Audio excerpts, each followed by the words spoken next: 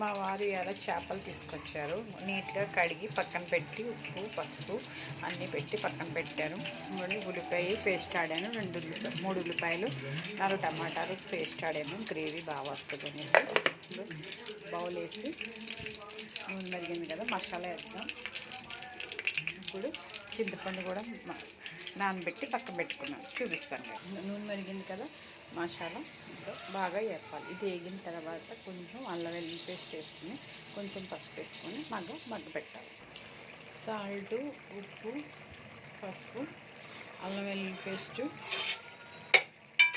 వేసుకుని ఇలా ఒకసారి మళ్ళీ బాగా పెట్టుకోవాలి. ఇది బాగా మగ్గిన తర్వాత ఆయిల్ పైకి తేలుతుందనగా పసుపు పెట్టిన చేపలను ఇందులో వేసుకుందాం అన్నమాట. అది ఇందులో బాగా మగ్గింది కదా, 1.5 కారం వేసుకుందాం మనం. చూడండి,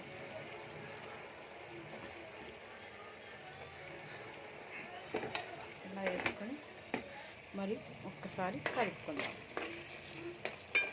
ఇందులో బాగా పచ్చి స్మెల్ పోయే వరకు కొంచెం బాగా మగ్గాలన్నమాట. ముందుగా చేపలు వేసి ఇలా కొంచెం కలపకూడదు, తిప్పుతూ ఉండాలి. ఇలా బాగా మగ్గిన తర్వాత చింతపండు పులుసు పక్కన పెట్టాను కదా, ఈ చింతపండు పులుసు మనం ఇందులో వేసుకోవాలన్నమాట. చూపిస్తాను.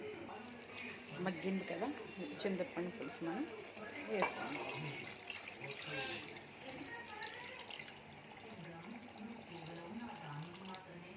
ఇలా వేసుకొని మరొక్కసారి క్లాత్తో కలుపుకోవాలన్నమాట.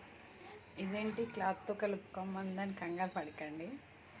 క్లాత్ పట్టుకొని కలుపుకోవాలి. చేపలు వచ్చి అది గరిటెతో కలిపితే గుండగా అయిపోతాయి కానీ, అందువల్ల ఇలా కలుపుకొని బాగా పులుసు మరిగిన తర్వాత పుదీనా, కొత్తిమీర, కరివేపాకు వేసుకోవాలన్నమాట. దీని టేస్ట్ ఇంకా చాలా బాగుంటుంది. ఇంకొక కరివేపాకు కూడా వేసాను. బాగా చిక్కబడాలి పులుసు వచ్చిన తర్వాత చూపిస్తాను. ఓకేనా guys, curry ready. Like and subscribe. ఒక్కసారి మీరు ట్రై చేసి మాకు ఎలాగున్నదని పెట్టండి.